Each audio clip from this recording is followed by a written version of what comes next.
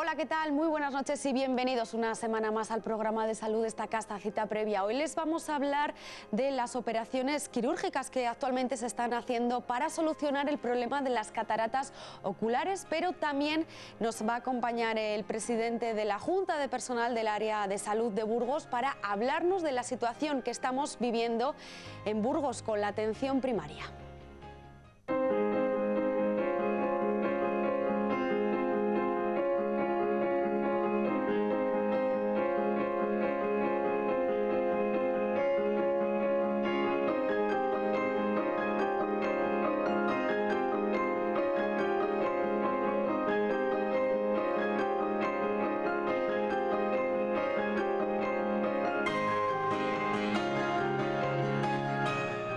La demanda del problema de cataratas, pues para que los pacientes sean operados, aumenta cada año. Hoy vamos a hablar de este problema, ¿no?, que padecen muchas personas y que de ello, ¿no?, nos lo va a contar un oftalmólogo del Hospital Recoletas, Sirvani. Muy buenas noches. ¿Qué tal? Buenas noches.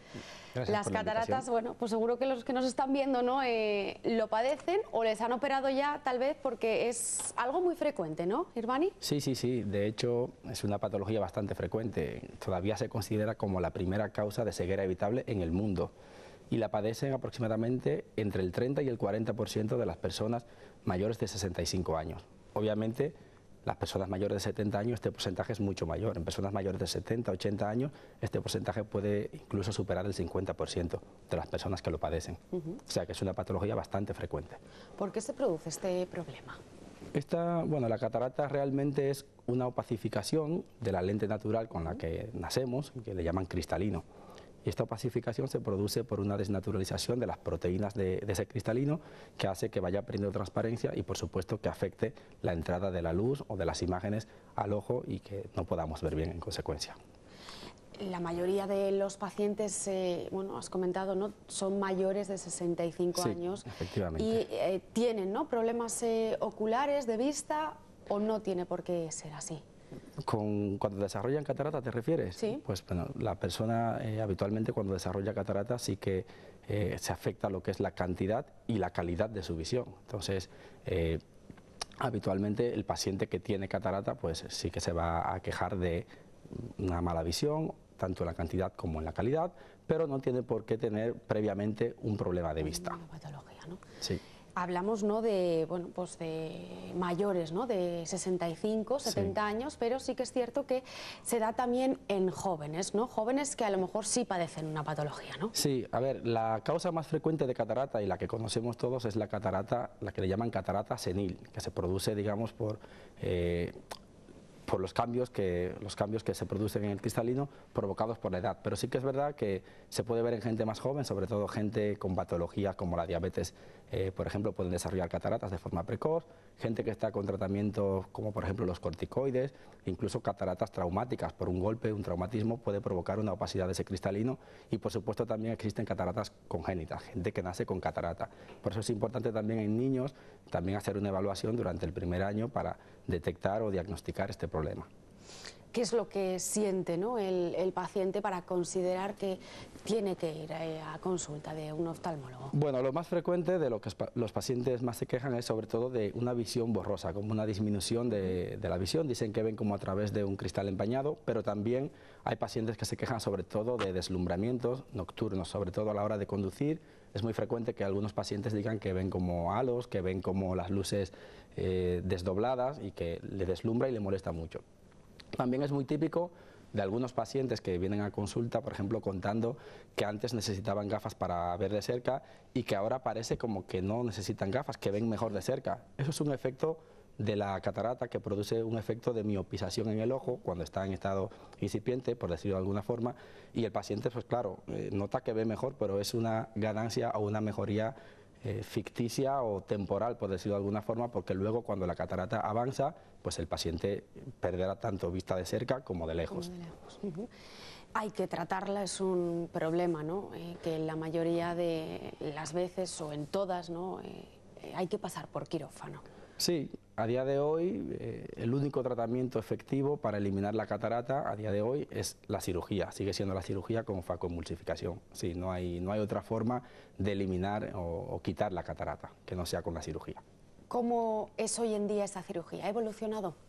Ha evolucionado bastante porque hace años, hace digamos unos 20 años quizás, todavía hasta hace 20 años, la cirugía clásica o digamos, la que se hacía con más frecuencia era una cirugía en la cual se abría prácticamente el ojo y luego, claro, había que cerrar ese ojo con unos puntos de suturas, meter una lente, pero cerrar el ojo y esa sutura producía que se aplanara la córnea, bueno, en fin, que el paciente al final terminaba también con problemas visuales añadidos. A día de hoy, afortunadamente, con la tecnología que disponemos, esta cirugía es una cirugía, digamos, que está bastante arreglada, es una cirugía con mínimos riesgos y poquísimas complicaciones, y el paciente, pues eso, viene a ese día, se evalúa, por supuesto, antes de operar, se decide calcular previamente la lente que se le va a poner, y el día de la cirugía simplemente hay que ponerle un poquitín de sedación para que esté más relajado, unas gotitas, o sea, el paciente no hay que dormirle, se le pone unas gotas de anestésico y la cirugía se realiza con unas microincisiones de aproximadamente 2 milímetros, ponemos una lente dentro del ojo para sustituir, por supuesto, al cristalino que hemos quitado y no hay que dar puntos, no hay que dar sutura, el paciente se va a casa y puede, digamos, realizar una vida normal en relativamente poco tiempo. Es decir, el tratamiento, la solución solo es a través de una operación, ¿no? Sí, a día de hoy la solución para la catarata es quirúrgica. ¿Podemos tomar alguna medida de prevención para que no nos ocurra esto? Bueno, pues se ha demostrado, se está estudiando que, pues, por supuesto, la catarata se produce por el efecto tóxico que producen los radicales libres. Entonces, hay gente que, bueno, pues con hábitos nutricionales malos o personas, se ha demostrado, con un estrés mantenido, como por ejemplo las personas con mucha ansiedad, se ha demostrado que puede ser más propenso a desarrollar catarata de forma precoz que una persona que no tenga estos, digamos, factores. Pero en sentido general, todo el mundo, si vive el tiempo suficiente, va a desarrollar cataratas. Has comentado que una vez, ¿no?, que se sale de quirófano, enseguida el paciente se da de alta. Sí, se da de alta. Y vive, y el resto de los días es prácticamente normal, ¿no? ¿Cuándo puede comenzar a hacer esa vida normal? Sí, sobre todo las primeras 24 o 48 horas el paciente tiene que tener más cuidado, por ejemplo, de no hacer esfuerzos, de no coger peso, y digamos que sí que tiene que hacer un poco de reposo relativo, pero a partir de básicamente la primera semana el paciente ya puede estar haciendo una vida completamente normal. La visión, nada más operarse, es buena, pero no es una visión del 100%. A los 2 o 3 días es cuando el paciente puede empezar a notar que ve todavía mucho mejor. Es decir, ¿no?, como ha dicho Urbani, prácticamente todo el mundo va a padecer, ¿no? Sí, sí. Si vivimos el tiempo suficiente, todo el mundo va a desarrollar cataratas. Quién sabe que en un futuro no haya otras técnicas, a lo mejor, pues sí, que solucionen ello. Sí, ahora pues eso, se está empezando, por ejemplo, con otras técnicas que son técnicas de láser para, digamos, que ayudan a hacer el proceso de la cirugía más automatizado, pero sigue siendo la cirugía. O sea, posiblemente en unos años se desarrollen otras técnicas que eviten incluso la aparición o que retrasen la aparición de la catarata y que también se puedan tratar con otros métodos, pero de momento hay que operar siempre. Y por ello, ¿no?, para cuidar nuestros ojos, siempre lo decimos que es recomendable, ¿no?, acudir a consulta de un oftalmólogo, algo que a veces no dejamos, pero sobre todo, ¿a qué edad sería aconsejable acudir? Con respecto a la catarata, pues hombre, toda persona mayor de 60 años debería hacerse una revisión anual con el oftalmólogo.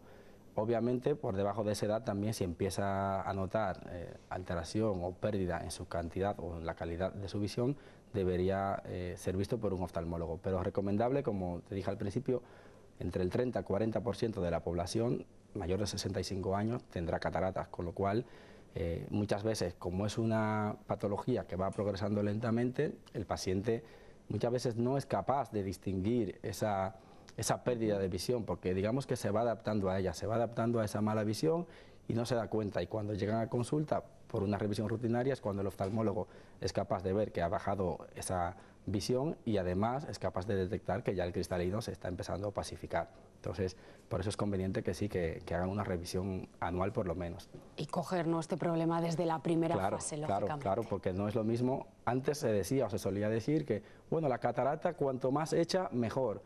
Pero es por lo que te expliqué, porque antes se operaba con otras técnicas que posiblemente una catarata blanda o poco hecha era mucho más fácil extraerla. Perdón, una catarata mucho más dura, era más fácil extraerla con esa técnica. A día de hoy es todo lo contrario, una catarata muy hecha pues cuesta más, da más trabajo, supone utilizar más energía para eliminar esa catarata dentro del ojo y por supuesto tiene más riesgos de complicaciones en ese ojo. Entonces, cuanto antes o cuanto el paciente note que le limita sus actividades para la vida diaria, sería conveniente operar de la catarata. Bueno, pues ahí nosotros lanzamos esos consejos. Irbani, gracias por acompañarnos. Nada, gracias a ti por la invitación. Nos vamos a ir unos minutos a publicidad y después les vamos a hablar de toda la situación que está viviendo nuestra ciudad en el servicio de atención primaria.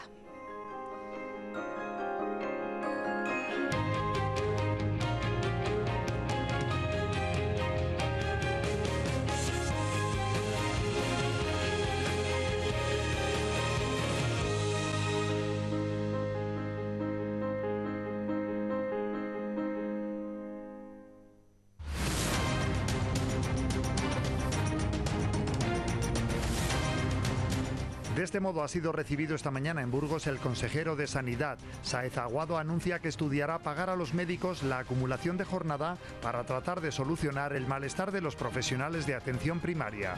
El argumento de que yo trabajo en la consulta ordinaria y después tengo que hacer una guardia, ese es el que no comprendo tanto. Acuerdo para formalizar la candidatura de Burgos a Capital Cultural Europea en 2031 con la abstención de Imagina. El Pleno solicitará al Cabildo que retire de la Catedral la inscripción dedicada a José Antonio Primo de Rivera. El Partido Popular no lo ha apoyado. Las obras del Parque Tecnológico podrían reiniciarse el próximo mes de febrero tras años paralizadas. La Junta encarga estos trabajos a la empresa pública Traxa. La previsión es que pueda estar culminado a principios de 2021. Un hombre ha resultado herido tras ser atropellado por una furgoneta esta mañana cuando cruzaba por un paso de peatones en la calle Alcalde Martín Cobos. Ha sido trasladado al hospital en estado grave. Son los primeros copos del año en Burgos. La precipitación de esta mañana es tan solo un avance de lo que veremos la próxima semana, que llegará con un brusco descenso de las temperaturas y nieve. San Pablo ha presentado oficialmente a su última incorporación, el alemán Paul Zipser. El conjunto podría haberse reforzado con un nuevo fichaje. El domingo recibirán en el Coliseum al Juventud.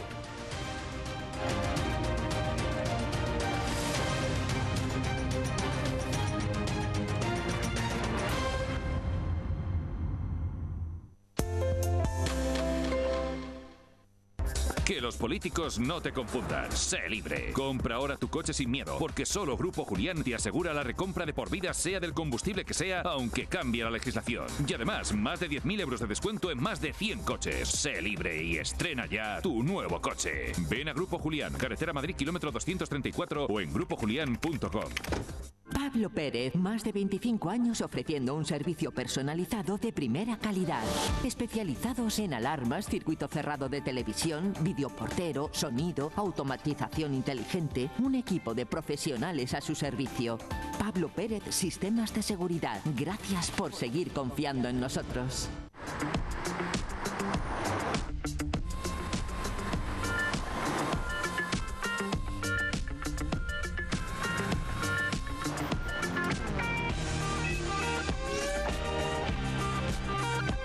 Nissan Juke arriesga en todo menos en tecnología.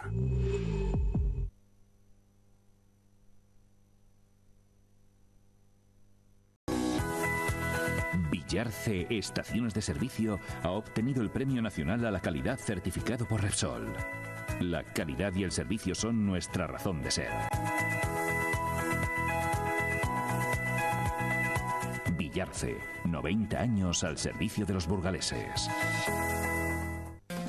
El Alfoz de Burgos, hotel, cafetería y restaurante, con asador y horno de leña para degustar nuestra cocina más tradicional. Distintos ambientes para todas las ocasiones y parque infantil para tu comodidad. El Alfoz de Burgos, disfrútalo. En carretera Madrid-Irún, kilómetro 233.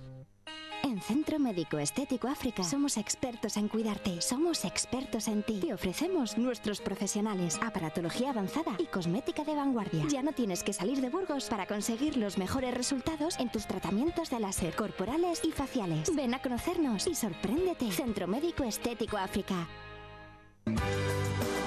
En Clínica Dental por Domingo sabemos que la salud de tu boca es clave para que te sientas bien. Lo primero, nuestros pacientes. Generaciones que confían en nosotros. El trabajo diario nos ayuda a seguir aprendiendo y a ser más eficaces y predecibles a la hora de realizar nuestros tratamientos. Clínica Dental por Domingo, calle Vitoria 28. Porque no estamos para un día. En Clínica Dental Berlín queremos ser tu clínica dental de confianza. Somos profesionales, expertos en ortodoncia, periodoncia, implantes. Trabajamos todas las especialidades odontológicas. Clínica Dental Berlín, tu clínica dental de confianza. En Alcampo, frente a Línea de Cajas, primer piso. Nos adaptamos a ti. Hijos de Santiago Rodríguez. La tradición ha cambiado de sitio. Ahora en calle Avellanos 4 y Centro Comercial Camino de la Plata. Con la misma profesionalidad y trato personalizado que nos ha caracterizado desde 1850. Librería y papelería Hijos de Santiago Rodríguez. En el corazón de Burgos. Porque sabemos lo importante que es comprar o vender un inmueble, en Inmobiliaria San Pablo te asesoramos de manera personal. Contamos con el más amplio catálogo de inmuebles, tanto en promoción de obra nueva como de segunda mano. Te ayudamos a hacer realidad el sueño de encontrar el lugar perfecto para establecer tu hogar o emprender tu negocio. Inmobiliaria San Pablo, desde 2006, creciendo junto a ti. Tintorerías Mr. Clean, ropa de hogar, edredones, mantas, vestidos de novia y comunión. Tintorería rápida al mejor precio y calidad. También ofrecemos arreglos de prendas. Tintorerías Mr. Clean en Francisco Sarmiento 3, Tinte 1 y Centro Comercial Camino de la Plata. Por fin en Burgos, el mayor centro de alquiler y venta de ayudas técnicas. Ortopedia Diorse. Sillas de ruedas, andadores, camas articuladas, grúas, carros elevadores, barandillas, sillas salvaescaleras, scooter. Diorse. Cuidamos de tu familia. En Esteban Sáez Alvarado 34, a 900 metros del hospital. Cercanía. Flexibilidad. La libertad para elegir cuándo y dónde. ¿Y si existiera un banco en el que poder confiar? Un banco para crecer juntos. No existe un banco así. Existe una caja. Caja Viva, Caja Rural. En Tillar de Silos sabemos que un buen vino necesita de la mejor atención. Por eso cuidamos con especial cariño hasta el último detalle para elaborar vinos únicos. Tillar de Silos y Torre Silo. Aroma, cuerpo y sabor. Tillar de Silos y Torre Silo. Descúbrelos.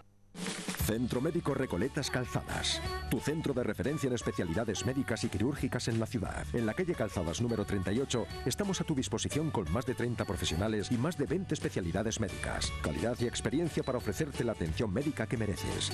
Recoletas Red Hospitalaria. Tu salud es la nuestra.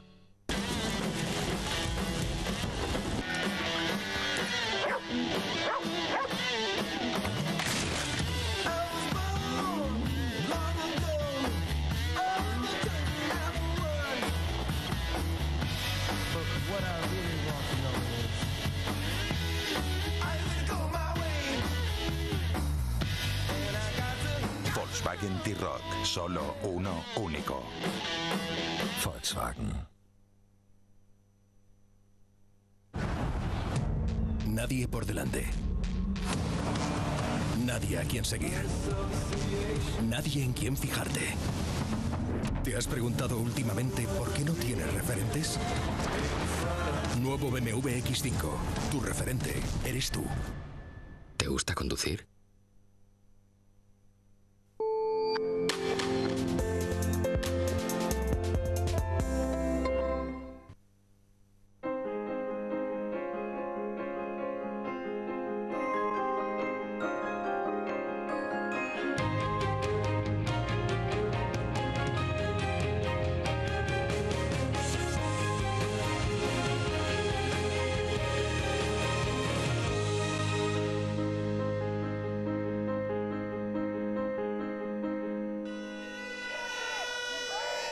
A las puertas de la Gerencia de Atención Primaria y los tamiendos se han concentrado esta mañana cientos de profesionales y pacientes. Aguardaban la llegada del consejero de Sanidad, al que por cierto no han podido ver. Dicen que la atención primaria es la puerta a la sanidad y no se puede seguir parcheando. Vamos a hablar de este tema hoy. Ya saben que bueno, pues hace una semana, ¿no?, la atención primaria, bueno, hace una semana no, hace ya mucho tiempo que la atención primaria está viviendo una situación, una mala situación, y ello ha llevado a que 3 médicos del Centro de Salud de Los Cubos pues tengan que dimitir. Vamos a hablar de ello hoy con Pablo. Él es el presidente de la Junta de Personal del SACIM. Buenas noches, Pablo, ¿qué tal? Hola, buenas noches. Bueno, ¿cómo podemos calificar a toda esta situación que está viviendo Burgos? Bueno, pues es, digamos, que la crónica de una catástrofe anunciada, y lo que estamos viviendo ya es pues el no poder ya maquillar más una situación que se está haciendo insostenible. Claro, ha sido al final, ¿no?, de aquí hace bueno, pues unos días que estas 3 médicos de atención primaria del Centro de Salud de Los Cubos tuvieron que dimitir, ¿no?, debido a la sobrecarga de trabajo que llevaban de hace ya mucho tiempo. Esto al final está pasando en todos los centros de salud de Burgos, claro. Claro, esto es una dinámica que viene de años. Para que te hagas una idea, en los últimos, y nuestros espectadores, en los últimos 10 años se han perdido 32 médicos y 5 enfermeras respecto a lo que había para la atención primaria de toda la provincia de Burgos. ¿Qué es lo que está ocurriendo? Hombre, la población también ha descendido algo, pero la Junta ha mantenido una política de que ningún consultorio se cerrara, de que no se hiciera redistribución de recursos, de que no se facilitara otro tipo de accesibilidad a los pacientes que no fuera el que tuviera que ir el sanitario a sus centros, y eso es una apuesta que es entendible, pero cuando tú haces esa apuesta tienes que tener medios para realmente poder hacerlo. Por eso en el mundo rural están teniendo los problemas que tienen, de que cada vez, aunque tienen la estructura física y tienen el consultorio, cada vez tienen menos horas de atención en su consultorio, a veces incluso quincenalmente, y muchas de esas veces se encuentran con que el profesional no acude porque o bien está saliente de guardia, o ha surgido una incidencia, o ha tenido que ir a cubrir una necesidad o un agujero en otro centro. De manera que esto es una cosa que estaba sobrecargando a todos los profesionales. El hecho de tener a profesionales con contratos precarios, que son las figuras que hicieron de pediatría de área, en el que a ese profesional le tienen más o menos vinculado a un equipo, pero le tienen haciendo sustituciones y le tienen yendo a distintas zonas para hacer coberturas, pues abusar de esa figura, que es lo que se ha hecho a medida que iban faltando médicos, ha hecho que los médicos de familia opten por otros sitios donde tengan unas posibilidades laborales que les permitan desarrollar bien su especialidad, que consiste en un acompañamiento al paciente, en un acompañamiento a su familia y en un acompañamiento a la continuidad, a la comunidad. Esa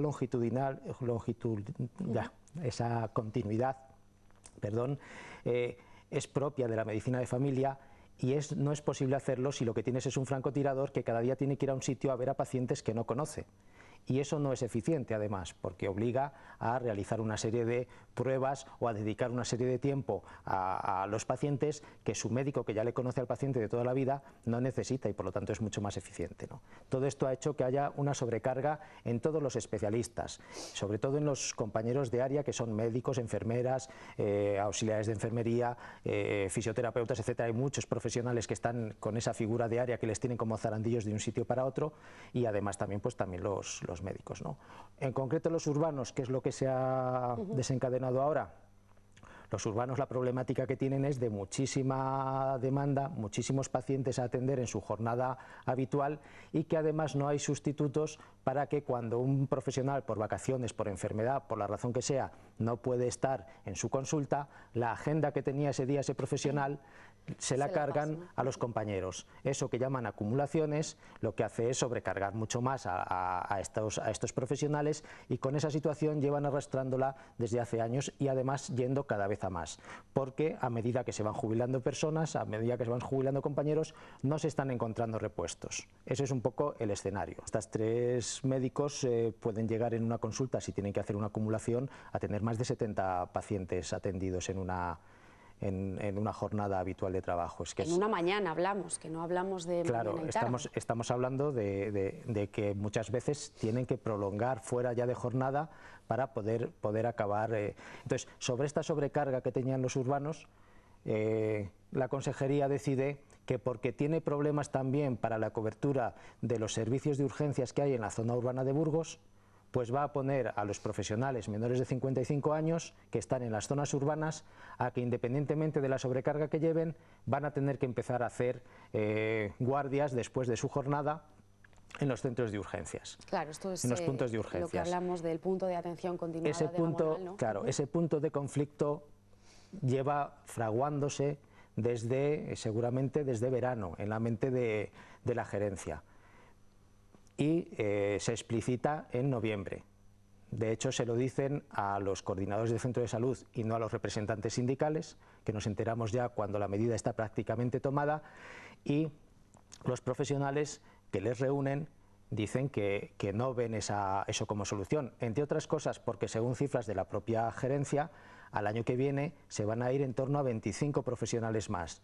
Y la tasa de reposición que tenemos, si asumiéramos que nuestros residentes se quedan, es que el próximo año son 5. 5 nuevas contrataciones. Es decir, que aunque digan, hombre, solo te toca hacer 2 tardes al mes, empiezas por 2 tardes y acabas con lo que toque, porque la dinámica que hay es de que cada vez faltan más. Entonces, en este contexto, pues aunque se ha hablado de que si estas compañeras son chantajistas, que yo quiero de verdad hacer un reconocimiento a ellas y al hecho de que la medida que han hecho es muy digna y valiente, muy ¿no? valiente. Al final, porque hay que recordar, sí. Bueno, pues se habla, ¿no? Bueno, pues es que tendrán otra vacante en otro sitio, no, las es que estas declaraciones del personas consejero al respecto y las declaraciones del delegado territorial al respecto, llamándolas chantajistas.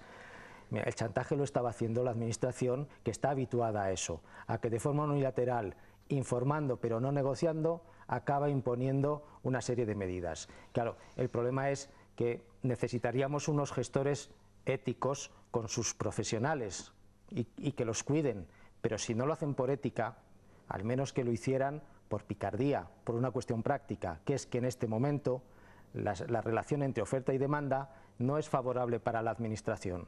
Y aunque solo fuera por eso, tendrían que haber tratado mejor a la gente, tendrían que haber tratado mejor a nuestros compañeros, y no lo han hecho.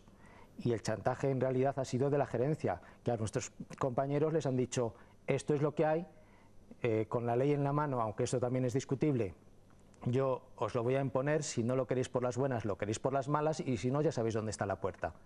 Y hay 3 compañeras que han dicho, pues si no nos dais otra opción, cogemos la puerta. Ese es el punto.